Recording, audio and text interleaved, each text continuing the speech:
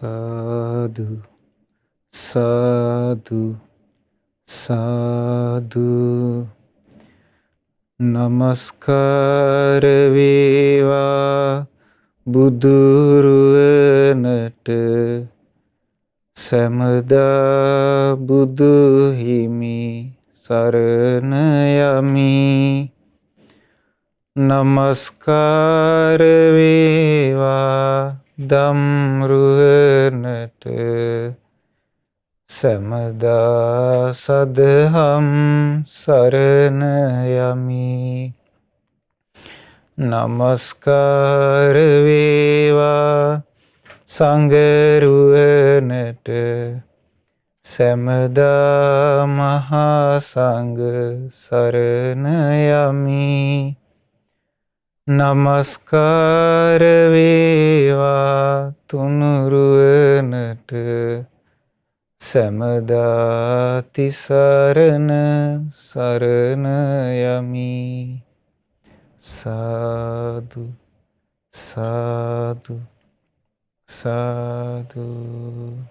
අපගේ පරම පූජනීය ගුරු දේවෝත්තම ගෞරවනීය පින්වත් ලොකු ස්වාමීන් වහන්සේට අපගේ නමස්කාරය වේවා. ශ්‍රද්ධාවන්ත වාසනාවන්ත පින්වත්නි, අද දවසේත් ඔබ ධම්ම පූජා සදහම් දේශනාවක් ශ්‍රවණය කරන්නටයි බලාපොරොත්තු වෙන්නේ. අද දින මෙම උතුම් සදහම් දේශනාව සඳහා විකාශන දායකත්වයේ දරන්නේ පස්යාල ඇඩ්වින් මාවතේ අංක 55 මාපා නිවසේ විසූ මීට වසර 2කට පෙර මිය පරලොව ගිය ආනන්ද පතිරණ පියාණන්ට පින් අනුමෝදන් කිරීම පිණිස පින්වත් මාලනී පුෂ්පලතා අතුකොරළ මහත්මිය සහ දූදරු පිරිස විසින් පින්වත්නි, අපේ ජීවිතේ අපිට මේ මිනිසෙක් වශයෙන් උපත ලබන්නට ලැබිච්ච අවස්ථාව සසරේ දුර්ලභව ලැබෙන එකක්. බුදුරජාණන් වහන්සේ දේශනා කළේ මනුස්ස ජීවිතයේ ලැබෙන ස්වභාවයේ ලෝකයේ දුර්ලභව පවතින එකක් කියලා. ඊළඟට ඔබ අහලත් ඇති බුදුරජාණන් වහන්සේගේ උපමාවක් තියෙනවා. කන කැස් බෑවා වියසුදුරින් අහස බලනවා වගේ දුර්ලභව ලැබෙන මනුස්ස ජීවිතයක් අපිට තියෙන කියලා. එතකොට මේ මනුස්ස ජීවිතයේ මනුස්සයා ගෙවද්දී බොහෝ දුෂ්කරතාවලට මුහුණ දෙන්න වෙනවා ජීවිතේ ගැට ගහ ගන්නට. හැමෝම සුව පහසුවෙන් ජීවත් වෙනවා නෙවෙයි. බොහෝ සෙයින් වෙහෙසෙනවා මේ මනුස්ස ජීවිතේ ගත කරන්නට. එතකොට මේ වෙහෙස වෙලා මනුස්ස ජීවිතේ ගත කරද්දී ඒ කෙනාගේ ජීවිතේට යහපත හිතසුව පිණිස පවතින දේවල් එකතු කරගන්නට බොහෝ දෙනෙක් දක්ෂ නැහැ. බොහෝ දෙනෙක් කුසල් අකුසල් අඳුරගෙන කුසලයේ තෝරාගෙන අකුසලයේ අයින් කරන්නට දක්ෂ නැහැ. පින රැස් කරගෙන පව දුරු කරන්නට දක්ෂ නැහැ. ඊළඟට හොඳ දේ එකතු කරගෙන නරක දේ ඉවත් කරගන්න බොහෝ දෙනෙක් දක්ෂ නැහැ. එතකොට ඒ නිසා මනුස්ස ජීවිතේ ගැට ගහ ගන්නට ගියාම නොඑක් දුෂ්කරතා මනුස්සයාට එදී ඒ මනුස්සයා කල්පනා කරන්නේ කුමන හෝ ක්‍රමයකට තමන්ගේ ජීවිතේ ගැට ගහගෙන යන්න ඕනි කියලා. එතකොට ඒ වෙනුවෙන් එයා කුසල් අකුසල් මාවත දන්නේ නැත්තම්, හොඳ නරක දන්නේ නැත්තම්, ඊළඟට මරණින් මත්තේ උපත ලැබලා නැවත කර්ම විපාකයක් තමන්ට එනවා කියලා දන්නේ නැත්තම්, මේවා ගැන වැටහීමකින් තොර සත්වයා, මනුස්සයා බොහෝ කොට අකුසලයේ පුරුදු කරනවා. ඊළඟට පව් රැස් කරගන්නවා. එයාට මේ ජීවිතේ යම් සැපසොම්නසකින් ඉන්න අවස්ථාව ලැබෙන්න පුළුවන්. මරණින් පස්සේ ඔහුට ඒකාන්තයෙන් දුගති ගමන උරුම වෙනවා. දුගතියටපත් වෙලා ඊළඟට සසරේ උපනුපන් ආත්මවල දුකටපත් වෙවි ඉන්න සිද්ධ වෙනවා. මේ ජීවිතේ තමන් ජීවත් වීම උදෙසා තමන් වෙහෙස මහන්සි වෙද්දී කරගත් අකුසල් තියෙනවා නම්. සමහර දෙමව්පියෝ ඉන්න පුළුවන් දරුවෝ නඩත්තු කිරීම හේතු කරගෙන අකුසල් කරනවා. සමහර ස්වාමියවරු ඉන්නවා බිරිඳ නඩත්තු කරන්න ඕනි නිසා අකුසල් කරනවා. සමහර බිරිඳවරු ඉන්නවා ස්වාමියවරු නඩත්තු කරන්න, දරුවෝ නඩත්තු කරන්න අකුසල් කරගන්නවා. එතකොට මේ දුප්පත්කම නිසා කෙනෙක් අකුසල් කරගත්තා කියලා ඒකේ සාධාරණීකරණයක් මේ ලෝකේ කර්ම විශේෂ තුල නැහැ. නැති බැරිකම නිසා පව් කරගත්තා කියලා ඊළඟට සිල්පද කඩාගත්තා කියලා ඒකට කර්ම විපාක වලින් නිදහස් වීමක් මේ සසරේ නැහැ. එතකොට තමන් යම් දුප්පත්කමක් නැති බැරිකමක් එක්ක උපදින්න හේතු වුණා නම් ඒකත් සමන්ගේ සසරේ ජීවිතේ පුණ්‍ය ශක්තියේ තියෙන දුර්වලකමක් කියලා තේරුම් ගන්නට නම් බුදුරජාණන් වහන්සේගේ ධර්මයේම ඉගෙනගෙන තියෙන්න ඕනේ. ඒ නිසා මේ බුදුරජාණන් වහන්සේගේ දහම් අවවාද හරි වැදගත්. සාමාන්‍යයෙන් අපි මේ මනුස්ස ජීවිතයට ඇවිල්ලා ඉන්නේ తాවකාලිකව කියන අදහසවත් බොහෝ දෙනෙකුට නැහැ. බුදුරජාණන් වහන්සේගේ ධර්මයේ දන්නේ නැති හැම දෙනෙකුටම වගේ නැහැ. ධර්මයේ තේරුම් ගත්තත් අපිට ඒක මෙනෙහි වෙවි එන්නේ නැහැ පින්වත්නි. ඒක අපේ ජීවිතවල බැසගෙන තියෙන අපි බොහෝ කාලයක් ජීවත් වෙවි කියලා. සමහර වයසක සියලාචිලා ඉන්නවා අවුරුදු 90ක් විතර. එතකොට ඒගොල්ලෝ බලාපොරොත්තු වෙනවා තව අවුරුදු 10ක්වත් මම ජීවත් වෙවි කියලා. එතකොට ඒ හිතේ දැන් වචනින් කියන්න පුළුවන් අපි හෙට මැරෙයිද දන්නේ නැහැ කියලා. නමුත් අපේ හිත ලෑස්ති නැහැ ඒ විදිහට පිළිගන්න. අපේ හිත ලෑස්ති තව ගොඩාක් කලින්ට. අපේ හිතේ ගොඩක් ප්ලෑන් තියෙනවා අනාගතේට අපි මෙන්න මේ දේවල් කරනවා අසවල් දේවල් කරනවා කියලා. සාමාන්‍යයෙන් ওই රටාවේ අපි හිත තියෙද්දි අපි ධර්මයේ සිරීම ආන්නේ තැන තියාගෙන ඉන්නවා නම් එයාට කියනවා ප්‍රමාදී කියලා. ඒ කියන්නේ අනාගතේ මම මෙන්න මේ විදිහට සැලසුම් කරගන්නවා. මං අනාගතේ මෙන්න මේ වගේ සැලසුමක් හදාගෙන විශ්‍රාම ගියාට පස්සේ බණ භාවනා කරගන්නවා. මං එක දිගට සිල් අරන් වාසය කරනවා කියලා සිතුවිල්ල යහපත් වෙන්න පුළුවන්. නමුත් ඒක අනාගතයේ බොහෝ කාලයකට දැන් දාලා තින්නේ. ඒක ප්‍රමාදී. ඒ නිසා මේ අප්‍රමාදය කියන එක අපේ ජීවිතවලට යහපත් දෙයක්. ඒ ගැන තේරුම් ගන්නට බුද්ධ දේශනාවක් තමයි මම ඔබට අද කියලා දෙන්න කල්පනා කළේ. මේ කාලේ අපගේ භාග්‍යවත් අරහත් සම්මා සම්බුදුරජාණන් වහන්සේ වැඩ හිටියා සාකේත නුවර. සාකේත නුවර බුදුරජාණන් වහන්සේ චාරිකාවේ වඩිමින් වාසය කරනවා. බුදුරජාණන් වහන්සේගේ ජීවිතයේ තිබුණේ පින්වත්නි හරි සරල ජීවිතයක් නේ. දැන් අද කාලේ ශ්‍රමණේකුගේ පැවිද්දෙකුගේ ස්වභාවයට වඩා බුදුරජාණන් වහන්සේගේ ජීවිතයේ ඒ යුගයේ හරි වෙනස්. දැන් අද කාලේ යම්කිසි ස්ථානයක් හදාගෙන එතන පරිපාලනය කරගෙන තමයි අද කාලේ පැවිද්දෝ ජීවිතය ගත කරන්නේ. ඒක කාලානුරූපව පිරිහිලා ගිහිල්ලා වෙලා. බුදුරජාණන් වහන්සේ යම් ස්ථානයක් පාලනය කරන්න ඊළඟට ඒ වගේ අධිපතිකම් දරන්න භාග්‍යතුන් වහන්සේ කියන්නේ. බුදුරජාණන් වහන්සේගේ තිබුණේ චාරිකාවේ වඩින්න උන්වහන්සේගේ නිදහස් ජීවිතේ. ඒ වගේ මේ කාලෙට සංගරුවනත් ඒ නිදහස් ජීවිතේ වාසය කළා. ඉතින් උන්වහන්සේ වස් කාලයකට මාස 3ක් එක තැනක වාසය කරනවා. ඉතිරි කාලේ උන්වහන්සේ චාරිකාවේ වඩිනවා. සංගරුවනත් එහෙමයි. ඉතින් ওই විදිහට චාරිකාවේ වඩිද්දී සාකේත නුවරට බුදුරජාණන් වහන්සේ වැඩියා. භික්ෂු සංඝයා පිරිවරාගෙන බුදුරජාණන් වහන්සේ සාකේතයට වඩිද්දී සාකේත නුවර හිටියා එක්තරා වයසක බ්‍රාහ්මණ ප්‍රභූවරයෙක්. බ්‍රාහ්මණ ප්‍රභූවරයෙක් හිටියා.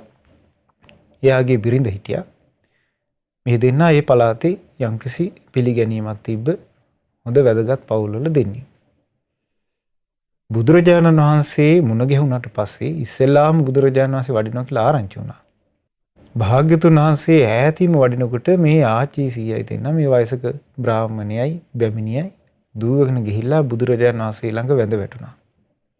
දිග ඇදිලා වැඳ වැටිලා භාග්‍යතුන් වහන්සේගේ සිරිපතුල අල්ලගෙන අර බ්‍රාහ්මණයා හොඳටම අඬනවා. බැමිණියත් අඬනවා. අඬා කියනවා අනේ පුතේ මෙච්චර කාලයක් උඹ කොහෙද හිටියේ?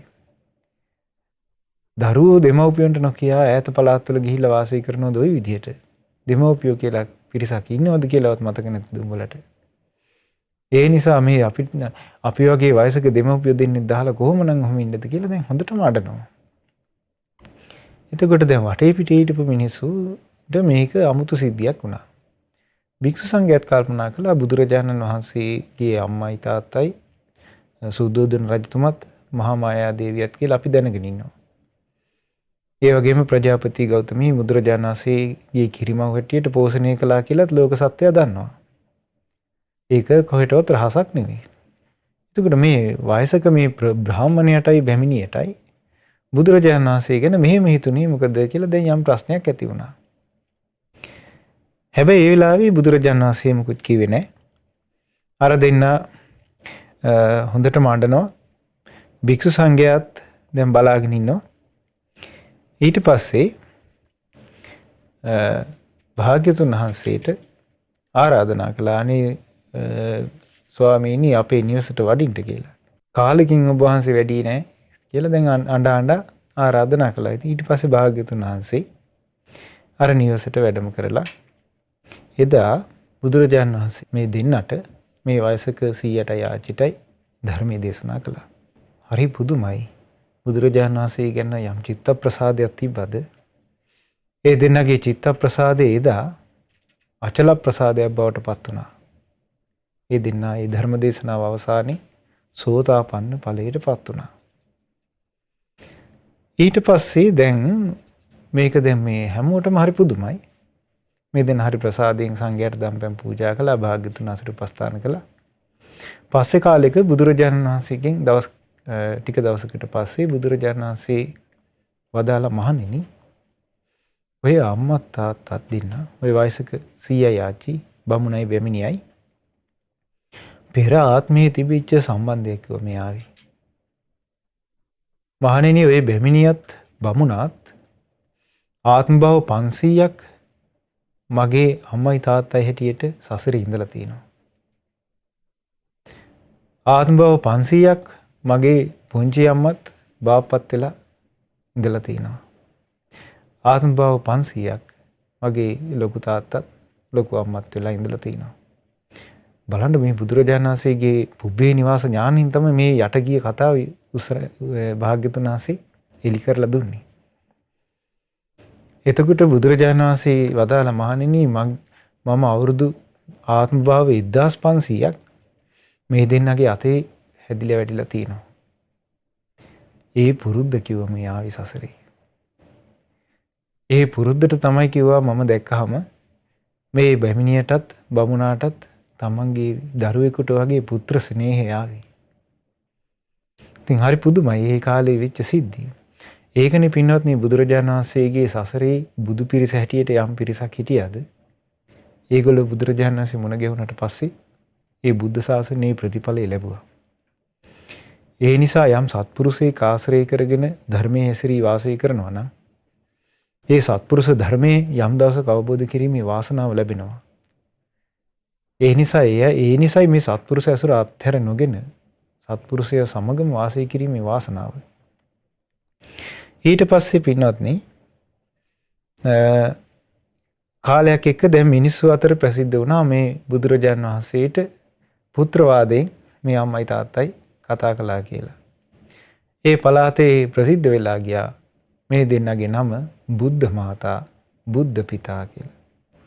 භාග්‍යතුන් වහන්සේගේ මවත් පියත් කියලා බුද්ධ මාතා බුද්ධ පිතා කියලා නම ප්‍රසිද්ධ වුණා.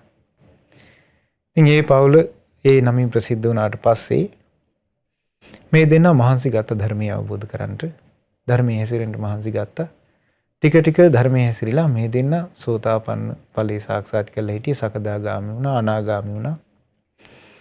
ඊට පස්සේ මේ දෙන්නා මරණාසන්න මොහොතේදී ධර්මයේ සම්පූර්ණයෙන් අවබෝධ කළා.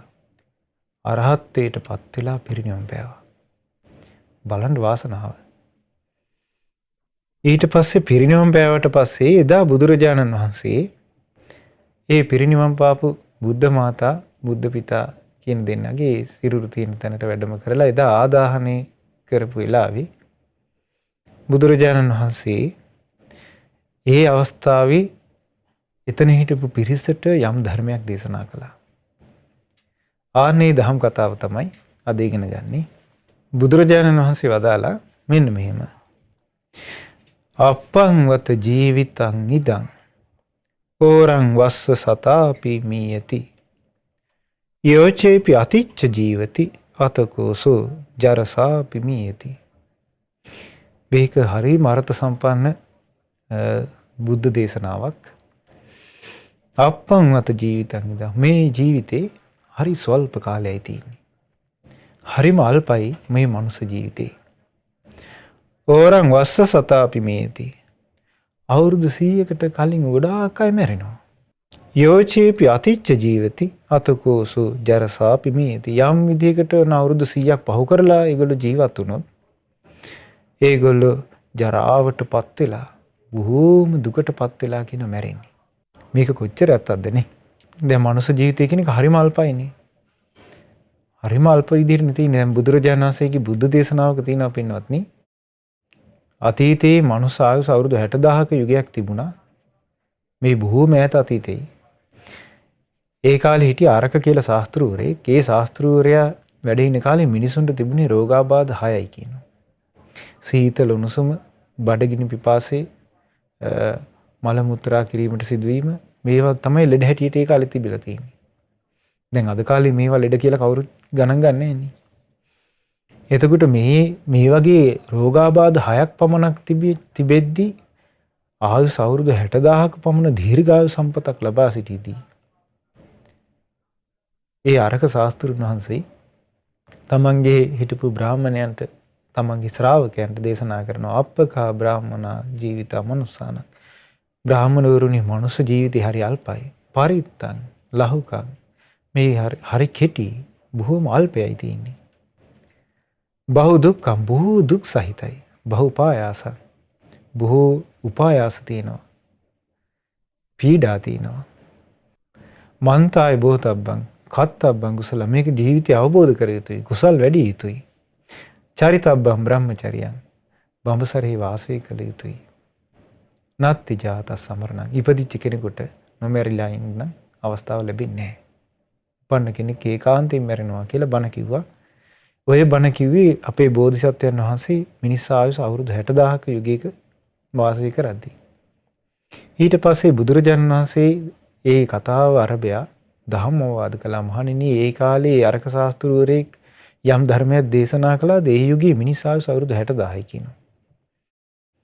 එතකොට ඒ අවුරුදු 60000ක යුගයේ කියනවා මේ මනුස්ස ජීවිතය අල්පයි, බහු දුක් තියෙනවා, උපායාස තියෙනවා, කුසල් කරන්න ඕනේ, මැරෙන්නේ නැතුව ඉන්න බෑ කියලා ඒ ශාස්ත්‍රූවරයා යම් ධර්මයක් දේශනා කළාද බුදුරජාණන් වහන්සේ උදාහරණ මහණෙනි, දැන් ආයුෂ තියෙන අවුරුදු 100ක් හරි ඊට වඩා චුට්ටක් වැඩියෙන් හරි. එහෙනම් ඒ කාලට වඩා ඒ ධර්මයේ ගැලපෙන්නේ අදටයි කිව්වා. මහණෙනි, අදටයි ඒ ධර්මයේ වඩාත් ගැලපෙන්නේ. ඒ නිසා මේ මනුස්ස ජීවිතය කියන්නේ බොහෝ දුක් සහිතයි, බොහෝම ලහුක කෙටි එකක්. ඊළඟට බොහෝ උපායාස තියෙනවා. ඊළඟට මේක උපන් සත්වයාට නොමැරීන්ට අවස්ථාවක් නැහැ කියලා උන්වහන්සේ ධර්මයේ දේශනා කළා. අරක සූත්‍රයේ ලස්සනට තියෙනවා. ඊළඟට බුදුරජාණන් වහන්සේ සූත්‍රයේ මට මතකයි මිනිස්සෙකුට ජීවිතේ අනුභව කරන්න තියෙන බත් වේල් ගන්න පවා කියනවා. ජීවත් වෙන්න තියෙන ඍතු ගන්න පවා කියනවා. ජීවත් වෙන්න තියෙන රැය දවල් කාලේ පවා කියනවා. මේ ජීවිතය ඇත්තටම හරි අල්පයි. දැන් අපගේ ශාස්ත්‍රඥ වහන්සේ වැඩ සිටිද්දී ශාස්ත්‍රඥ වහන්සේ වැඩ හිටපු කාලේ මිනිස් ආයුෂ අවුරුදු 120ක් තිබුණ පරමායුෂ. ඒකට බොහෝ කාලයක් ඒ කාලේ හිටපු ශ්‍රාවකයන්ගේ ජීවිතවල විස්තර ගනිද්දී දැන් අපි අහලා තියෙනවා මහා ප්‍රජාපති මහරහත් තෙරණිය අවුරුදු 120ක් වගේ ජීවත් වෙලා තියෙනවා. මහා කස්සප මහරහතන් වහන්සේ අවුරුදු 120ක් ජීවත් වෙලා තියෙනවා. අනුරුද්ධ මහරහතන් වහන්සේ අවුරුදු 160ක් 150ක් වගේ ජීවත් වෙලා තියෙනවා. බකුල මහරහතන් වහන්සේ අවුරුදු 160ක් ජීවත් වෙලා තියෙනවා.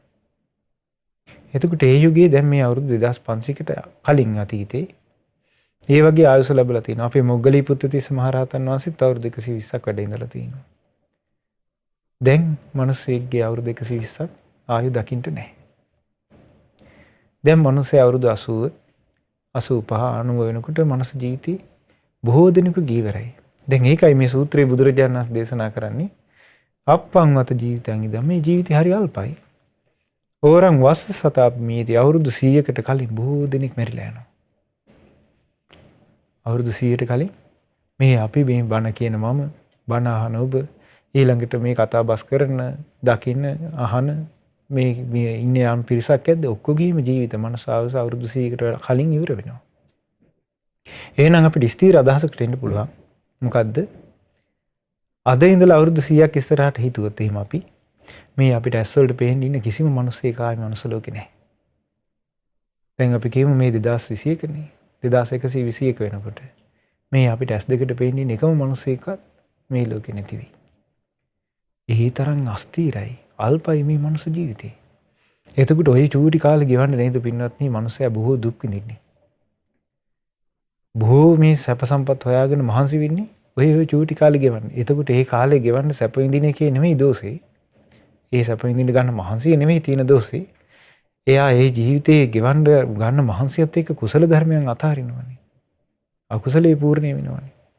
එතකොට එයාට පරලෝක ගතිය බොහෝ දුකටපත් වෙන්න සිද්ධ වෙනවා. ඉතින් බුදුරජාණන් වහන්සේ දේශනා කළා යෝචේපි අතිච්ච ජීවිතය. යම් කෙනෙක් අවුරුදු 100ට වැඩි ජීවත් වුණොත් අතකෝසෝ ජරසාපි මියති. ඔවුන් ගොඩාක් දිරලා දුකටපත් වෙලා ජරාවටපත් වෙලා මැරෙන්න කියනවා.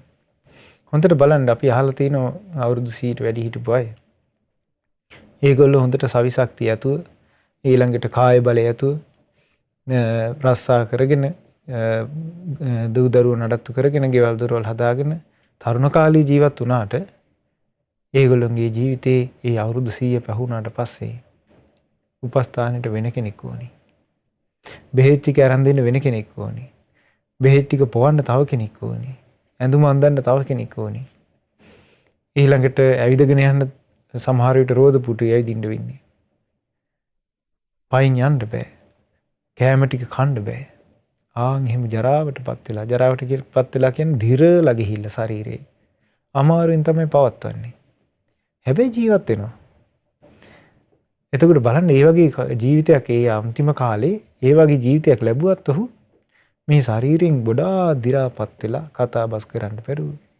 ඊළඟට හරියට සමහර විට කල්පනාව නැතුව තමයි ජීවත් වෙන්න වෙන්නේ කියනවා. උඩ භාග්‍යතුන්ස් බලන්න කොච්චර ලස්සන අර්ථ සම්පන්න ධර්ම කතාවක්ද මෙතන බුදුරජාණන් වහන්සේ වදාරන්නේ. සෝචන්ති ජනා මමායිති නහි සන්තා නිච්චා පරිග්ගහ විනා භවං සන්තමේ විදං ඉති දිස්වා නාගර මාවසි. ජනතාව මිනිසයා ශෝක කරනවා. මගේ ආත්මය මේක මම හදපු ගේ. මේක මම හදපු වැටෙයිනේ. මේ මම හදපු තාප්පේ. මේක මම හදපු ගස් කොළන්. මේ මගේ දරුමල්ලෝ කියලා මේවා තමන්ගේ කියලා අල්ලගෙන ශෝක කරනවා කියනවා. නහි සන්තා නිච්චා පරිග්ගහ. දැන් එයා ඒක අල්ලගෙන ශෝක කරන්නේ කොහොමද? මේ දේ මම හදපු දේ මේක විනාශ නොවී තියෙයි කියන අදහසින් අල්ලගෙන ඉන්නවා. එයාගේ අදහස මොකද්ද? නිට්ටය වූ දෙයක් විදිහට තියෙයි කියලා. දැන් පින්වත්නි සාමාන්‍යයෙන් වචනෙට කියනවා අනිත්‍යයිනි කියලා. බලන්න මිනිස්සු කියන්නේ නැද්ද අනිත්‍යයි කියලා? මොකක් හරි වුණාට පස්සේ Tamanට උනාම අනිත්‍යයි කියන්නේ. කොහේ හරි මොකක් හරි ප්‍රශ්නයක් වුණාට පස්සේ මොන හරි ගියක් දොරක් කඩා වැටුනහම ඊට පස්සේ මොන හරි දෙයක් වුණාට පස්සේ කියනවා ඒ ඔක්කොම අනිත්‍යයිනි කියලා. එතකොට එහෙම කියන්නේ යම්කිසි වචන මාත්‍රයක් පමණයි. තමන්ගේ ජීවිතයට අදාළ යම්කිසි දෙයක් නැති වෙලා යද්දී ආන් ඔය අනිත්‍ය මතක් වෙන්නේ නැහැ මනුස්සයාට. එතකොට ඒ හිතේ බැසගත් එකක් නෙමෙයි. එහෙනම් මේ සිතේ බැසගත් දෙයක් විදිහට මේක ධර්මයක් හැටියට පුරුදු කර තේරුම් ගන්නවා නම් ඒ අනිත්‍ය ධර්මයේ තමා කරා එනකොට තමන් ඒක ගැන කල්පනාවෙන් ඉන්නවා. ඉතින් බුදුරජාණන් වහන්සේ මේ සූත්‍රය දේශනා කරනවා මිනිස්සු ශෝක කරනවා කියන මගේ ආත්මය කියලා අල්ලගෙන. ඒ කියන්නේ මම හදපු දේවල්, මම කරපු දේවල්, මේ මගේ දරුවෝ, මගේ ගෙවල් දොරවල්, මම ගත්ත වාහනේ, මම හදපු ගස්කොලන් මේවා තමන්ගේ කියලා අරගෙන එයා හිතාගෙන ඉන්නේ අනිත්‍ය ස්වභාවයට පත් වෙන දේවල් හැටියට නෙවෙයි. නිත්‍ය ස්වභාවයෙන් හිතාගෙන ඉඳලා විනා භවං සන්තමේ විදං. එතකොට මේ වෙනස් වෙන දේවල් ලෝකේ හැමතැනම තියෙනවා. ලෝකේ හැමතැනම තියෙනවා. නුවණැත්තෝ ආනේ ස්වභාවය දැකලා ගෘහස්ත ජීවිතයකට, ගෘහ ජීවිතයකට ආස කරන්නේ කියනවා. ඒ ගෘහ ජීවිතය අතහැරලා ගිහිල්ලා උන්වහන්සේලා මේ නිත්‍ය ස්වභාවයෙන් යුතු නැති අනිත්‍ය ස්වභාවයට අයිති ලෝකයෙන් නිදහස් වෙන්න මහන්සි ගන්නවා කියනවා. බලන්න පින්නත් ඒ කාලේ හිටපු නුවණැත්තෝ ඒ කාලේ හිටපු රහතන් වහන්සේලාගෙන් බොහෝ ප්‍රමාණයක් ඉහළ කුලයේ අය හිටියා. දැන් අපි ගත්තොත් බුදුරජාණන් වහන්සේගේ හිටපු මහා ශ්‍රාවකයෝ 80 මහා ශ්‍රාවකයන්ගෙන් බොහෝ ශ්‍රාවක පිරිසක් එක්කෝ ශාස්ත්‍රීය කුලේ. එහෙම නැත්නම් බ්‍රාහ්මණ කුලේ.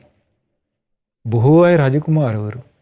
දැන් අපි ගත්තොත් අපේ ආනන්දයන් වහන්සේ ශාක්‍ය කුමාරයෙක්. අනුරුද්ධ මහරහතන් වහන්සේ ශාක්‍ය කුමාරයෙක්. ඊළඟට සාරිපුත්ත මහරහතන් වහන්සේ මොග්ගල්ලාන මහරහතන් වහන්සේ බ්‍රාහ්මණ කුලයෙන් පැවිදිච්ච අය. මහා කස්සප මහරහතන් වහන්සේ ඉහළ බ්‍රාහ්මණ කුලයෙන් පැවිදිච්ච අය. ඊට පස්සේ බද්දිය මහරහතන් වහන්සේ කිම්බිල මහරහතන් වහන්සේ ආදී උතුම් ශ්‍රාවකයෝ බොහෝ පිරිසක් රාජ මහා අමාත්‍ය බ්‍රාහ්මණ සිටු කුලවලින් පැවිදිච්ච අය. එතකොට ඒ ඔක්කොම මේ ගිහි ජීවිත අතහැරලා පැවිදි වුණේ මේ ලෝකේ මම මගේ කියලා අල්ලගෙන ඉන්න දේවල් වල අනිත්‍ය ස්වභාවය නුවණින් දැකලා. මේවා විනාශ වෙලා යනකොට අපි ශෝක කරන්න වෙනවා, අපිට දුකටපත් වෙන්න වෙනවා, මේ දුකින් අපි නිදහස් වෙන්න ඕනි කියන නුවණ උන්වහන්සේලාට පහළ වුණා. ඒ නිසා නුවණැත්තෝ ගිහි ජීවිතේ වාසය කරන්න කැමති වෙන්නේ නැහැ කියනවා. මරණේන පිනං පහියති යං පුරිසෝ මමිදන්ති මඤ්ඤති ඒතං දිස්වාන පණ්ඩිතෝ න මමත්තාය න මෙහිතමානතු. මේකේ තියෙන හරි ලස්සනට ඔන්න දැන් කෙනෙක් හිතාගෙන ඉන්නවා කියන මම මගේ කියලා හිතාගෙන ඉන්නවා. යම් පුරිසෝ මමිදන්ති මඤ්ඤති මේක මගේ ආත්මය කියලා හිතා ඉන්නවා. මරණකොට මරණේන පිතං පහියති මරණත් එක්ක මේ ඔක්කොම නැති වෙලා යනවා. මරණයත් එක්ක ඔක්කොම සම්පූර්ණයෙන් නැති වෙලා යනවා. දැන් බලන්න සමහර අයගේ ප්ලෑන් තියෙනවා ඉදිරියේදී මං අසවල් දෙය කරනවා. අසවල් දෙය කනවා බොනවා. අසවල් ගේ හදනවා. අසවල් රටට යනවා. එහෙ ගිහිල්ලා බිස්නස් පටන් ගන්නවා. මේ ඔක්කොම ප්ලෑන් කරගෙන ඉද්දී මිනිස්සු මේ කොරෝනා හැදිලා මෙරිලා ගියේ නැද්ද? මෙරිලා කියන්නේ. අතීතයේ ඔබට මතක ඇති. සුනාමි ව්‍යසනය ආපු වෙලාවේ මේ මිනිස්සු මැරිච්ච මිනිසුන්ගේ හිතවල අනාගතයේ කොච්චර ප්ලෑන් තියෙන්නේ නැද්ද? කොච්චර සැලසුම් මිනිස්සු කල්පනා කර කර ඉන්නේ නැද්ද? සමහර විශාල හොටල් වල ඊළඟට රෙස්ටෝරන්ට් වල අයිතිකාරයෝ හිටියා. මේගොල්ලෝගේ ප්ලෑන් තිබුණ අනාගතයේ මෙන්න මේ දේවල් අපි කරනවා. බොහෝ සල්ලි තියෙන මිනිස්සු හිටියා. ඒගොල්ලෝ අනාගතයේ මෙහෙම කරනවා කියලා තමන්ගේ ජීවිතවල ප්ලෑන් තිබුණා. මරණයත් සමග ඒගොල්ලෝගේ ජීවිතේ ඔක්කොම නැති වෙලා ගියා. මරණයත් එක්ක මේ ජීවිතයේ තියෙන తాවකාලික බව නම් හරි පුදුමයි පින්වත්නි. බුද්ධ කාලේ ලස්සන සිද්ධියක් වුණා. දවසක් බුදුරජාණන් වහන්සේ වැඩ හිටියා සවැත් නුවර. ඒ කාලේ බරණැස ඉඳලා එක්තරා වෙලින්දික් සවැත් නුවරට ආවා වෙළඳාම් කිරීම පිණිස. ගැල්වල කසීසලු පුරවගෙන ඇවිල්ලා මේ ආවේ මට මතක හැටියට සීත ඍතුවේ වගේ. එතකොට දැන් ඔන්න මේ පැත්තේ ඔය සවැත් නුවර අචිරවතී නදිය තියෙනවා. එතකොට නදියෙන් මෙහා පැත්තේ ඔය ජේතවනාරාමේ තියෙන පැත්තේ මේ මිනිස්සයා හොඳට බිස්නස් කරගෙන ගියා. ඊට පස්සේ දැන් මෙයාගේ ව්‍යාපාර කටයුතු හිතුවට වඩා හොඳට සාර්ථක වුණා. හැබැයි තව රෙදි ඉතුරු වුණා. මෙයා කල්පනා කළා මම දැන් මෙහි බිස්නස් කරලා ඉවර වුණාට මේ රෙදි ඉතුරු වුණානේ. පහෝදාම ගිහිල්ලා ඒගොඩ ඒ කියන්නේ ගඟෙන් එහා පැත්තේ කොටසේ මම වෙලදාන් කටයුතු කරනවා කියලා කල්පනා කරගෙන දැන් වාඩියක් ගහලා එතන දැන් ඉන්නවා. ඊට පස්සේ එදා රාත්‍රියේ ගඟේ ඉහළ කෙළවරකට විශාල වර්ෂාවක් ඇදහැලිලා ගඟේ වතුර වැඩි වුණා. ගඟ දෙකට තලා ගියා. ඒ කාලේ පින්වත්නි මේ වගේ අද කාලේ වගේ පාලම් තිබුණේ නැහැ නේ. එතකොට මිනිස්සයන් ඉතර වෙනවා නම් ගඟ හරහා තමයි ඉතර වෙලා තියෙන්නේ. උරුපාරු තිබිලා තියෙනවා. දැන් මෙයා ගෑල් කණ්ඩායමක් එක්ක ඇවිල්ලා තියෙන නිසා සමහරට ගෑල් 500ක් විතර තියෙන්න ඇති. ලොකු බිස්නස් කාරයි. ගෑල් කණ්ඩායමක් එක්ක ඇවිල්ලා තියෙන නිසා පාරු වලින් ඔරු වලින් ඒගොඩ වෙන්න බෑ. ඊට පස්සේ කල්පනා කළා උදේ දැන් නැගිටිනකොට ගඟ දෙකට තලා ගිහින් ගඟෙන් ඈතර වෙන්න බෑ. මෙයා කල්පනා කළා හරි වැඩි. දැන් ගඟෙන් ඈතර වෙන්න විදිහක් නැහැ. ඒකට දැන් මම මොකද කරන්න කියලා හිතා ඉන්නවා. මෙයා කල්පනා කරා දැන් මෙයාගේ හිතේ වැඩ කරන්නේම මොකද්ද? මෙයාගේ හිතේ වැඩ කරන්නේම බිස්නස් එක ගැන. මෙයාගේ ව්‍යාපාර කටයුතු ගැන. මං එහෙනම් මේ කාලේ මම මෙහෙ ඉන්නවා. මේ දැන් වර්ෂා කාලේ ওই පටන් ගන්න ඉන්නේ. වසාන ඍතුවට මම මෙහෙ ඉන්නවා. එතකොට දැන් මට ගිහිල්ලා රෙදි අරන් ඉන්න කාලේ නෑ. බරණැසින් මම රෙදි ටිකක් ඕඩර් කරලා ගෙන්න ගන්නවා. ගෙන්නගෙන මම මෙහි බිස්නස් එක කරනවා කියලා හිතුවා. ඊට පස්සේ මෙයා කල්පනා කළා දැන් වසාන කාලේ ඉවර වෙගෙන එනකොට ආයෙ ගිහිල්ලා වැස්ස කාලේට පාරවල් මඩ වෙලා මට ගිහිල්ලා ආයෙ රෙදි අරන් ඉන්න බෑ. එතකොට ඊළඟට ගිහිමාන කාලේ එනවා. හේමන්ත ඍතු සීත ඍතු වෙනවා. එතකොට ඒ කාලේට හරියන රෙදි පිළි ආදියත් මම ගෙන්න ගන්නවා. ඊට පස්සේ මෙහි බිස්නස් කරගෙන යනවා. ඔය ටික කරලා ඉවරනකොට මට මේ පැත්තේ සරු නිසා බිස්නස් යන්නේක පාඩුයි. මම මෙහෙ ඉඳලා පායන කාලෙට ගිම්හාන ඍතුවටත් මම ව්‍යාපාර කටයුතු කරගන්නවා. එතකොට මට සරු වෙලා කාලයක් මෙහෙ හිටියොත් මට හොඳට බිස්නස් කරගෙන මිල මුදල් හම්බ කරගෙන මට බරණැස ගිහිලා යහතින් ජීවත් වෙන්න ලැබෙයි කියලා. දැන් මෙයාගේ අනාගත දීර්ඝ සැලසුමක් මෙයාගේ උළු වැඩ කරනවා. එතකොට මේකට නොඑක් ආකාර උපක්‍රම කර කර මෙයාගේ හිතේ වැඩ කරන්නේ මොකද්ද? ව්‍යාපාරික මානසිකත්වයේ බඩු බාණ්ඩ මිල මුදල් වස්තුව ගැන. ඊට පස්සේ දැන් ඔන්න එදා බුදුරජාණන් වහන්සේත් ආනන්ද ස්වාමීන් වහන්සේත් චාරිකාවේ වඩිනකොට බුදුරජාණන් වහන්සේ දැක්කා මේ මිනිසෙක් ඉන්නවා. බුදුරජාණන් වහන්සේ අහනවා ආනන්ද කවුද මේ කියලා. ස්වාමීනි ඔය බරණැස ඉඳලා ආපු ව්‍යාපාරිකයෙක් වෙලින්ද? එයා මොකද මෙහෙ කරන්නේ? ස්වාමීනි මේ රෙදි පිළිවෙලඳාමක් කරනවා. ඊට පස්සේ බුදුරජාණන් වහන්සේට සීනහ පහළ වුණා. එතකොට තමයි ආනන්දයන් වහන්සේ ඇවි ස්වාමීනි කුමක් කරබෑද සීනහ පහළ කළේ කියලා. බුදුරජාණන් වහන්සේ වදාලා ආනන්ද ඔය මනුස්සයා හිතාගෙන ඉන්නේ එකක් කිව්වා. ඔය මනුස්සයාට සිද්ධ වෙන්නේ වෙනින් එකක් කිව්වා. ඒකට බුදුරජාණන් වහන්සේගෙන් අහනවා ස්වාමීනි ඒ මනුස්සයා හිතාගෙන ඉන්නේ දේ මොකද්ද? සිද්ධ වෙන්නේ වෙනින් දේ මොකද්ද කියලා. කිව්වා ආනන්දේ ඔය මනුස්සයා කල්පනා කර කර ඉන්නේ ව්‍යාපාර කටයුතු ගැන විතරයි කිව්වා. අනාගතේ මම මෙහෙම කරනවා මෙහෙම කරනවා කියලා ප්ලෑනක් මේ මනුස්සයාගේ හිතේ තියෙනවා. හැබැයි මනුස්සයාට ආවුස නැහැ. තව දවස් 7යි මැරෙනවා කිව්වා. එතකොට ආනන්ද ස්වාමීන් වහන්සේට හරි අනුකම්පාවක් ඇති වුණා අර මනුස්සයා ගැන. කිව්වා ස්වාමීනි මම ওই පණිවිඩේ මේ මනුස්සයාට කිව්වට කමක් නැද්ද? බුදුරජාණන් වහන්සේ වදාලා ආනන්ද ඔබ කියන දේ පිළිගනින්න නම් ගිහින් කියන්න කිව්වා. ඊට පස්සේ ආනන්දයන් වහන්සේ මේ මනුස්සයා ළඟට වැඩියා. එතකොට ඒ වෙලාවේ මම හිතන්නේ පින්ඩ පාති.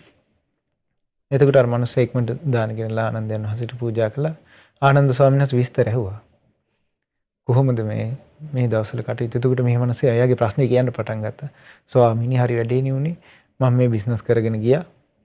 මට මේ හරි ප්‍රශ්නයක් උනේ මේ මං හිතන් හිටියේ ගඟින් උඩ වෙලා මේ පැත්තේ බිස්නස් ටික කරගන්න ඔක්කොම වතුර ගියානේ ස්වාමීනි මේ ගඟ දෙකට තලා ගිහින් මං හිතාගෙන ඊට පස්සේ මේ පැත්තේ බිස්නස් කරනවා ඊළඟට බඩු ගෙන්න ගන්නවා කියලා මෙයාගේ හිතේ තිබිච්ච ප්ලෑන් ආනන්ද ස්වාමීන් වහන්සේට කියන්න පටන් ගත්තා. මේක පින්නත් අද කාලේ මිනිස්සුත් අපි හම් වෙන්න આવම කියනවා. දහම් කතාවක් කියන්න ගියාට පස්සේ මේ මිනිස්සයා තමන්ගේ ටික කියනවා. අදත් ඕක තියෙනවා. ඊට පස්සේ දැන් ওই මිනිස්සයා ඒව ටික කියනකම් ආනන්දයන් වහන්සේ නිස්සද්දව අහගෙන හිටියා.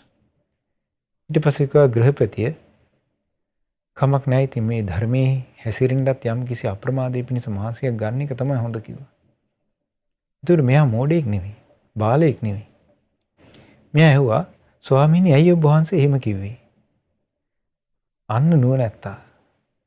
අද කාලේ මිනිස්සෙකුට එහෙම කිව්වොත් එහෙම එයා ආපහු ඒ කතාව පස්සකට දාලා ආයෙත් එයාගේ ව්‍යාපාර කටයුතු ගැන එක එක ප්‍රශ්න තමයි අපිට ආයෙ කියන්නේ. ඒ කාලේ මිනිස්සු එහෙම මොකටද ඒක මෙහෙම කිව්වේ කියලා හොයනවා. කුමක් කරබයාද මේ උත්තරමයා එහෙම කිව්වේ කියලා හොයනවා ඒ කාලේ මිනිස්සු. ඊට පස්සේ කිව්වා බුදුරජාණන් වහන්සේ ඔබ ගැන අනාවැකියක් පළ කළා. තථාගතයන් වහන්සේලාගේ වචන දෙකක් නැහැ. උන්වහන්සේලා යමක් දේශනා කළාද ඒකේ විදිහට වෙනවා. ඒ නිසා මම අනුකම්පාවෙන් මේක මතක් කරලා යන්න ආවේ කිව්වා. කුමක්ද ස්වාමීනි කිව්වා. ඔබගේ ජීවිතය තව දවස් 7කින් අවසන් වෙනවා කිව්වා. එතකොට මේ මිනිසයාගේ හිමුල රත් වෙලා ගියා. ඇයිද මෙයාගේ ජීවිතේ කවදාවත් හිතපු එකක් නෙවෙයිනේ. මෙයා කල්පනා කළා දැන් මොකද්ද මට පිටිට තියෙන්නේ? මොකද්ද මට උදව්වට තියෙන්නේ කියලා කල්පනා කළා. කල්පනා කරලා කෙලීම දුවන් ගියා ජේතවනාරාමෙට. ගිහිල්ලා භාග්‍යතුන් වහන්සේ ළඟ වැඳ වැටිලා එතකොට කිව්වා ස්වාමීනි අද දවසේ මම ඉන්න තැනට දානෙට වඩිනසේක්වා කියලා කිව්වා. මගේ ව්‍යාපාරික ස්ථානට වඩින්න කියලා. ඊට උඩ භාග්‍යතුන් වහන්සේ වික්ෂු සංඝයා එදා දවල් දානෙට වැඩියා. බුදුරජාණන් වහන්සේ ධර්මයේ දේශනා කළා. ඊට පස්සේ භාග්‍යතුන් වහන්සේගේ පාත්‍රය මෙයාට දීලා තිනවා. මෙයා පාත්‍රය තරම් පිටිපස්සෙන් එනවා. භාග්‍යතුන් වහන්සේගේ පිටිපස්සෙන් එද්දී වයා කල්පනා කරනවා දැන් උන් එක දවසක් ඉවරයි අද. තව දවස් 6යි තියෙන්නේ. මම මොකද කරන්නේ? දැන් මෙයාගේ අර තිබිච්ච ඔළුවේ තිබිච්ච අර ප්‍රශ්න ඔක්කොම අමතක වෙලා ගිහිල්ලා දැන් බුදුරජාණන් වහන්සේ තමයි මේ පිළිසරණ කරගෙන ඉන්න ඕනි කියලා කල්පනා කරනවා. කල්පනා කළා හිටත් එහෙනම් දානි ටිකක්වත් දෙනවා. මම මුකුත් කරගෙන නැහැනේ. දැන් මෙයාට සල්ලිත් තියෙනවා. අරගෙන අපරෙදි පිළි ආදී ආසන අතුරලා දානශාලා හදලා දන් දෙනවා. පහවදත් දන් දුන්නා. ඊළඟට 3 වෙනි දවසෙත් දුන්නා. 4 වෙනි දවසෙත් දුන්නා. මේ වගේ දවස් 7ක් දන් දුන්නා. දවස් 7ෙම භාග්‍යවතුන් වහන්සේ ටික ටික ධර්මයේ දේශනා කළා. නමුත් මෙයාගේ හිතේ යම් කලබල මනසක් තිබිලා තියෙනවා. මොකද හේතුව පින්නත් නේ අපි දැන් බලාපොරොත්තු වෙලා නැති අවස්ථාවක අපිට කිව්වොත් එහෙම ඔයා මැරෙනවද කියලා. එතකොට අපේ හිත යම් කිසි විදිහකට සැලෙන්නේ නැද්ද? එතකොට ඒ කාලේ මිනිස්සයාගේ තිබිච්ච නුවණ තමයි ඒ වගේ අවස්ථාවක වුණත් එයා පින පිළිසරණ කරගන්නවා. බුදුරජාණන් වහන්සේ පිළිසරණ කරගෙන වාසය කරනවා. දැන් අද කාලේ අපිට ඔන්න ඔබ සතියකින් මැරෙනවා කිව්වොත් එහෙම මේ ප්‍රශ්න ටික විසඳන්න ගිහිල්ලා අද මිනිස්සයා මගම මැරිලා යනවානේ. එයාට තියෙන ප්‍රශ්නේ තරම් බරපතලයිනේ. ඔන්න ඊට පස්සේ මේ මිනිස්සයා 7 වෙනි දවසේ දානි පූජා කරාට පස්සේ බුදුරජාණන් වහන්සේ දැක්කා මෙයාගේ ජීවිතේට යම් යහපතක් සිද්ධ වෙනවා. දැන් මෙයාගේ නුවණ යම් විදිහකට මෝරලා තියෙන්නේ. පිනෙන් පිරීලා තියෙන්නේ. එදා බුදුරජාණන් වහන්සේ මෙයාගේ ජීවිතය අරබය යම්කිසි ගාථාවක් වදාලා ඒක මෙයාගේ ජීවිතේට ගොඩක් රිදෙන්න වැදුනා. බුදුරජාණන් වහන්සේ අදාලා ඉද වස්සං වසිස්සාමි ඉද හේමන්ත ගිම්මිසු ඉති බාලෝ විචින්තේති අන්තරායන් නබුජ්ජති. මම වස් කාලෙටත් මෙහි ඉන්නේ. ඊළඟට හේමන්ත ඍතුවට සීත කාලෙටත් මෙහි ඉන්නේ. ඊළඟට සමයකට ඒ කියන්නේ ගිම්මාන කාලෙටත් මෙහි ඉන්නේ. ආන් ওই විදිහට කියනවා බාලයා සිහි කරන්නේ. තමන්ගේ ජීවිතේට එන ජීවිතාන්තරායක් නම් ඒ මනුස්සයා දන්නේ නැහැ කිව්වා. එතකොට මෙයාගේ ජීවිතය අරබයා මේ ගාථාව දේශනා කරද්දි මෙයාට කසපාර වැදුනා වගේ දැනුණා. මම හිතයි මේ විදිහට නේ කියලා. ඊට පස්සේ මේ මනුස්සයා ඒ වෙලාවේ භාග්‍යවතුන් වහන්සේට වන්දනා කළා. කල්පනා කළා දැන් තියෙන බුදුරජාණන් වහන්සේගේ පිහිට විතරයි. මේ ලෝකේ හැමදේම අනිත්‍ය වෙලා නැති වෙලා යනවා. බුදුරජාණන් වහන්සේ දේශනා කරපු ධර්මයේ හරි. මට ඒක තමයි පිළිසරණ කරගන්න තියෙන්නේ කියලා කල්පනා කර භාග්‍යවතුන් වහන්සේ පිටිපස්සෙන් එදත් ජේතවනාරාමයට ගියා. ගිහලා භාග්‍යවතුන් වහන්සේට පාත්‍රේ බාර දීලා වන්දනා කරලා ආපහු එන අතරේ ධර්මයේ කල්පනා කර ඉනවා මෙයා. විශාල ඔළුවකයක් කොමක් හටගත්තා. දරා ගන්න අමාරු වුණා. ඒකත් අනිත්‍යයි කිය මෙනෙහි කර ඉන්න ඇති. එදා මෙයා ඇවිල්ලා ඒ ඇඳි හාන්සි වුණා. එහෙමම කලුරේ කරා. සෝතාපන්න වෙලා දෙවි කෙනෙක් හැටියට ඉපදුණා තවතිසාවේ. ඔන්න බලන්න පින්නත් මේ බුදුරජාණන් වහන්සේගේ ධර්මයේ තේරුම් ගැනීමේ වාසිය. ප්‍රමාදී වෙලා හිටියත් ධර්මයේ පුරුදු කරගත්තොත් මේ අනිත්‍ය ස්වභාවය තේරුම් ගත්තොත් එයාට ඒකාන්තයෙන් යහපත උදා වෙනවමයි. ඒකයි බුදුරජාණන් වහන්සේ දේශනා කළේ මේ මම මගේ කියලා අල්ලගෙන ඉන්න අය මේ ඔක්කොම දාලා යද්දී එයා කවදාවත් හිතන්නේ නැති වෙලාවක මේ ඔක්කොම දාලා යන්න වෙනවා. ඉතින් ඒ නිසා නුවණැත්තෝ මේ කාරණාව හිතේ තියාගෙන කල්පනා කරනවා කියනවා. නුවණැත්තෝ මේ කාරණාව හිතේ තියාගෙන කල්පනා කරනවා කියනවා. මම මගේ ආත්මය කියලා නොහෙලි සිටින්න. සුපිනේන යථාපි සංගතං පටිබුද්ධෝ පුරිසෝ නපස්සති. මේක හරි ලස්සන එකක්. ඔන්න කෙනෙක් හීනයක් දකිනවා. ඒ හීනේදී ඔහුට ලස්සන දේවල් පේනවා. සමහර විට අපි හැමෝම හීන දැකලා තියෙනවානේ. එතකොට ඒ හීනෙන් සමහරට රාජමාලිගාවල ඉන්නවා. රාජභෝජුන් අනුභව කරනවා. ඊළඟට හොඳ ලොකු ආහනවල අපි යනවා. ඊට පස්සේ රස කෑම කනවා. ලස්සන තැන්වල ඉන්නවා. මේ වගේ දැන් නොයෙක් හීන පේනවා. මේක සැබෑ දෙයක් නෙවෙයි.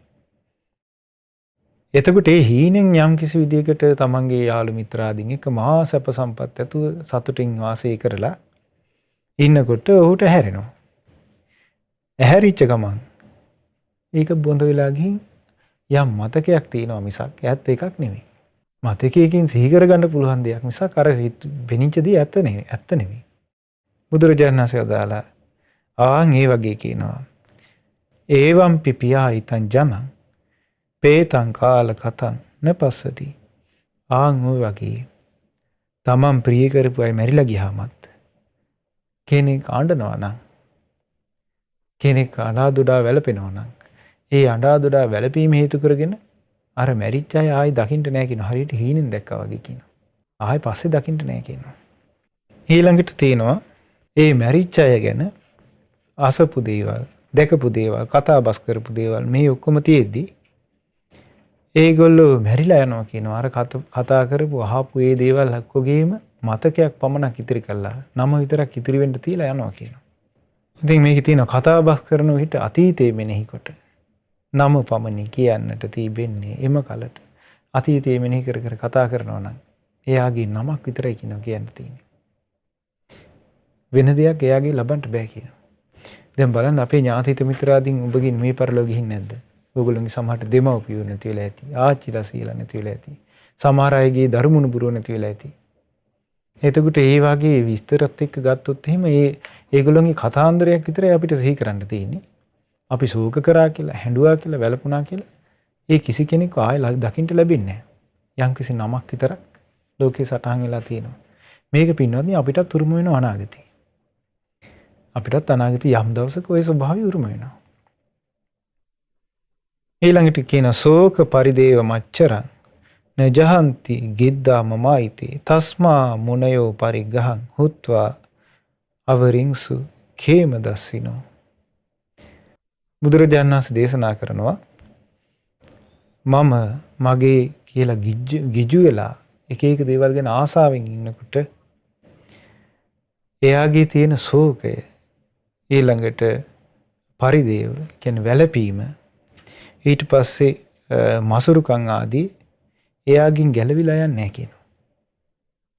ශෝක පරිදේව මච්චර මේ ශෝක පරිදේව මසුරුකම් ආදී මේව ගැලවිලා යන්නේ නැහැ කියනවා. මගේ ආත්මය කිය අල්ලලා ඉන්නකොට. ඒ කියන්නේ මම හදපු දේ මේව මම නැතුව කවුද කරන්නේ? මම නඩත්තු කරන්න ඕනි මේවා. මේවා කාටවත් මම වෙනස් කරන්න දෙන්නේ නැහැ. ඊළඟට මම මරුණත් මම මේක බලා ගන්නවා කියලා කල්පනා කර කර ඉන්න වයසක අය ඉන්නවනේ. තරුණ අය වුණත් එහෙම හිතන්න පුළුවන්. එතකොට ඒ ස්වභාවයෙන් ඉන්න අයගේ කවදාවත් ශෝක වැළපීම් නැති වෙන්නේ නැහැ කියනවා. මසුරුකම දුරු වෙන්නේ නැහැ කියනවා. ඉතින් ඒ නිසා තමයි කියනවා මුනිවරු කියන්නේ නිකලෙස් උත්තමයෝ මේ නිවනම ශ්‍රේෂ්ඨයි කියලා නිවන අවබෝධ කරගෙන නිවනේම සැපේ විඳින්නේ. ඒ කියන්නේ මේ ලෝකයේ තියෙන දේවල් ඔක්කොම අත්හැරලා තෘෂ්ණාව දුරු කරලා ඒ තෘෂ්ණාව දුරු කිරීමෙන් ලැබෙන සැපෙන් උන්වහන්සේලා වාසය කරනවා. උන්වහන්සේලාට ශෝකයක් හටගන්නේ නැහැ. ශෝකයක් හටගන්න පින්නොත් ඇල්මක් තියෙන්න එපා. ශෝකයක් හටගන්න ඇල්මක් තියෙන්න එපා. සමහර වයසක අම්මලා තාත්තලා අපිටත් කියලා තියෙනවා මට නම් කිසි තෘෂ්ණාවක් නැහැ. මගේ හිතේ මෙහෙම මම මගේ කියලා හැඟීමක් නැහැ කියලා කතාවට කියලා තියෙනවා. නමුත් බලන්න ඕනේ අපිට අසනීපයක් එහෙම ඇදිච්ච අවස්ථාවක. බාහිර දේ වෙනස් වීම ගැන වෙනම කතා කරනවා. වෙනම කතා කරමුකෝ අපි. අපේ ජීවිතේ මේ ශරීරයට යම් අසනීපයක් කළ දුන්නාට පස්සේ බලන්න අපි කොච්චර ශෝක කරනවද කියලා. අනේ කවද්ද මගේ ලෙඩේ ඉවර වෙන්නේ? එක්කෝ මම මැරිලා යන්නේ නැත්තේ ඇයි? මේ ලෙඩේ හොඳ වෙන්නේ නැත්තේ ඇයි කියලා මනුස්සයා කොච්චර ශෝක කරනවද? ඇයි ඒකට හේතුව? මේ ශරීරය ගැනත් මේක මට උණු විදිහට තියෙන්න ඕනේ. මේක හොඳින් තියෙන්න ඕනේ කියලා අපේ හැඟීමක් තියෙනවා. ඒක අපිට කතාබස් කරලා නැති කරන්න බෑ. එහෙනම් ඒක බුදුරජාණන් වහන්සේගේ ධර්මයේම මෙනෙහි කර කර මේ අනිත්‍ය ස්වභාවය තේරුම් ගන්න ශ්‍රාවකයන්ටයි ඒක අවස්ථාව තියෙන්නේ. ඊළඟට තියෙනවා මේකේ ඒක දැනගෙන හුදකලාවේ වාසය කරනවා කියනවා මුනිවරු. ඊළඟට ඒකේ තියෙන උන්වහන්සේලා ගිරි ගුහාවල් වල ඊළඟට විවේක තියෙන තැන්වල වාසය කරනවා. ඒ තැන්වල වාසය කරද්දී උන්වහන්සේලා මේ ලෝකයට නොඇලී වාසය කරද්දී ධර්මයත් එක්ක පමණක් එක් වෙලා වාසය කරද්දී උන්වහන්සේලා අප්‍රමාණ සැපයක් හිතින් අත්විඳිනවා. සබ්බත් මුනි අනිසිතෝ න පියං කුබ්බති නෝපි අප්පියං තස්මින් පරිදේව මච්චරං පන්නේ වාරි යතා නලිපති.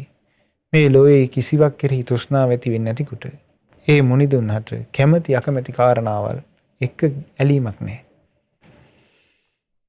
ඉතින් උන්වහන්සේලා ඒ වැළපී මසුරුකම් ආදී ඔහු කෙරෙහි නැතිකොට ඒක හරියට නෙළුම් කොළේ උඩ තිබිච්ච දිය බිඳක් වගේ කියනවා. ඒක තැවරෙන්නේ නැතුව රූරා වැටෙනවා. ඒ වගේ උන්වහන්සේලා මේ ලෝකෙත් එක්ක බැඳිලා නැහැ, සම්බන්ධයක් නැහැ. ඊළඟට කියනවා මේක හරියට නෙළුම් කොළින් වැටෙන දිය බිඳක් වගේ යාගේ ජීවිතේ. ඒක හරියට මේ වගේ කියනවා. අහන දේවල්, දකින දේවල්, ගඳ සුවඳ විඳිනකොට, රස විඳිනකොට, පහස ලබනකොට ඒ එකකටවත් මුනිවරයා ඇලෙන්නේ නැහැ කියනවා. ඊළඟට තියෙනවා තමන් දකින අසන සුවඳ රස පහස ආදී දේවල් ගැන ඒ මුනිවරයා තමන්ගේ ජීවිතයට බැඳීමක් තෘෂ්ණාවක් නැතිව වාසය කරද්දී උන්වහන්සේ තමයි කියනවා මේ රාගයට නොඇලී මේ සසර දුකෙන් නිදහස් වෙන උත්තමයා. එතකොට බලන්න පින්වත්නි මේ විරාගයටපත් වෙලා මේ සසරේ නිදහස් වෙන්න තියෙන්නෙම මේ ලෝකයේ මම මගේ ආත්මය කියලා හිතන මේ තෘෂ්ණාධික ජීවිතේ තෘෂ්ණාවෙන් යුක්තව තියෙන ස්වභාවය දුරු කරලා වාසය කිරීමේ. එතකොට බුදුරජාණන් වහන්සේ වදාළ මේ දේශනාව හරි අර්ථ සම්පන්නයි. ඒ නිසා මේ අප්‍රමාදී දුරුකොට අපේ මේ මෙරිලා යන ජීවිතේ මේ ඇලීම ආසාව දුරු කරගෙන වාසය කිරීමමයි අපිට වාසිය. ඒක පින්වත්නි නිකන් කරන්න බෑ. බුදුරජාණන් වහන්සේගේ ධර්මයේ ටික ටික තේරුම් අරගෙන බුදුරජාණන් වහන්සේම පිළිසරණ කරගෙන ධර්මයෙන් පිළිසරණ කරගෙන ඒ සංගරුවන පිළිසරණ කරගෙනයි කරන්න තියෙන්නේ. ඉතින් අද අපි ඉගෙන ගත්ත මේ දේශනාවේ නම ජරා සූත්‍රය. ජරාවටපත් වීම ගැන අපේ බුදුරජාණන් වහන්සේ වදාළ දේශනාව. ඉතින් මේ භාග්‍යතුන් වහන්සේ වදාළ මේ උතුම් මිහිරි ශ්‍රී සද්ධර්මයේ අප සියලු දෙනාටත් අවබෝධ කිරීමේ වාසනාව උදා වෙත්වා. සාදු සාදු සාදු. පුණ්‍යානුමෝදනාව. අද දින ධම්ම පූජා සදහම් දේශනාව සඳහා අනුග්‍රහය දරන්නේ පස්යාල ඇඩ්වින් මාවතේ අංක 55 මාපා නිවසේ විසූ මීට වසර 2කට පෙර මිය පරලොව ගිය ආනන්ද පතිරණ පියාණන්ට පින් අනුමෝදන් කිරීම පිණිස පින්වත් මාලනී පුෂ්පලතා අතුකෝරළ මහත්මිය සහ දූදරු පිරිස විසින් පළමු කොට රැස් කළ සියලු පුණ්‍ය ධර්මයන් පින් කැමැති සියලු දෙවියන්ට අනුමෝදන් වෙත්වා. සියලු දෙවියන්ගේ රැකවරණයත් ආරක්ෂාවත් අද දිනේ මේ ධර්ම දේශනා විකාශන දායකත්වයේ දරන පින්වතුන්ට ඒ වගේම ධර්ම ශ්‍රවණය කළ ඔබ හැම දිනාට සැලසේවා. දෙවියන්ට ධර්ම අවබෝධයෙන් සැනසීමට මේ පින් උපකාර වෙත්වා. පස්යාල ඇඩ්වින් මාවතේ අංක 55 මාපා නිවසේ විසූ 2019 පෙබරවාරි මාස 17 වන දින මිය පරලොව ගිය ආනන්ද පතිරණ පියාණන්ට මේ පින් අනුමෝදන් වෙත්වා. මේ ධර්ම දානමය පුණ්‍යානුභාවයෙන් මේ පියාණන්ගේ පරලොව ජීවිතයේ සැපවත් භාවයට පත්වෙත්වා. සුවපත් භාවයට පත්වෙත්වා. නුදුරු භවයකදීම සංසාර දුකින් අත මිදීමේ වාසනාවත් උදා වෙත්වා. ඒ වගේම මේ පින්වත් හැමදෙනා නමින් මිය පරලොව ගිය සියලු ඥාතීන්ට මේ පින් අයිති වෙලා ඒ ඥාතීන්ටද පරලොව සැපවත් සුවපත් භාවයේ පිණිස මේ පින් හේතු වේවා.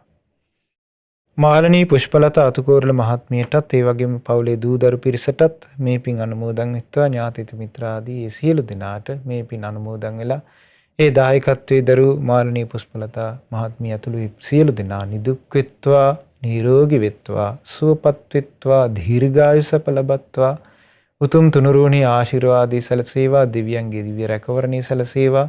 සුවසේම පින්දහම් රැස් කරගෙන කල්යාණ මිත්‍ර ඇසුර ලැබමින් ධර්මය අවබෝධ කර ගැනීමේ වාසනාව උදා වෙත්වා.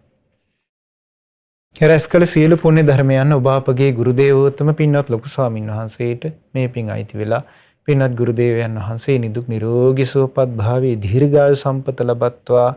උතුම් චතුරාර්ය සත්‍ය ධර්මය අවබෝධ කර ගැනීම පිණිසත් අප රැස් කළ සියලු පුණ්‍ය ධර්මයන් පින්වත් ලොකු ස්වාමින් වහන්සේට උපකාර වෙත්වා. ඒ වගේම සියලු පින්වත් ස්වාමින් වහන්සේලාට මෑණියන් වහන්සේලාට මේ පින් අයිති වේවා. සියලු පින්තුන් වහන්සේලාට ධර්ම අවබෝධයෙන් සැනසීම පිණිස මේ පින් උපකාර වෙත්වා. ඒ වගේම අද දින විකාශන දායකත්වයේ දරූ පින්තුන්ට ශ්‍රද්ධා මාසික ධර්ම දාන සමාජික සියලු දෙනාට ශ්‍රද්ධා රූප වාහිනී කාර්ය මණ්ඩලයේ හැම දිනාට අද දින නිවෙස්වල සිට ධර්ම ශ්‍රවණය කළ ඔබ සියලු දෙනාට ඔබ පැහැදූ වැඩූ ගුරු දෙමව්පියන්ට මේ පින් අයිති වේවා. මේ පුණ්‍යානුභාවයෙන් හැම දිනා නිදුක් වෙත්වා, නිරෝගී වෙත්වා, සුවපත් වෙත්වා, දීර්ඝායුෂ ලබත්වා. උතුම් ධර්මය අවබෝධ කිරීමේ වාසනාව ඔබ අප සෑම සියලු දෙනාටම උදා වෙත්වා. හැම දිනාටම තෙරුවන් සරණයි. නමෝ බුද්ධාය. මෙවැනි වටිනා ධර්ම දේශනා ශ්‍රවණය කිරීමට ශ්‍රද්ධා ඩේලි YouTube චැනලය සබ්ස්ක්‍රයිබ් කරන්න.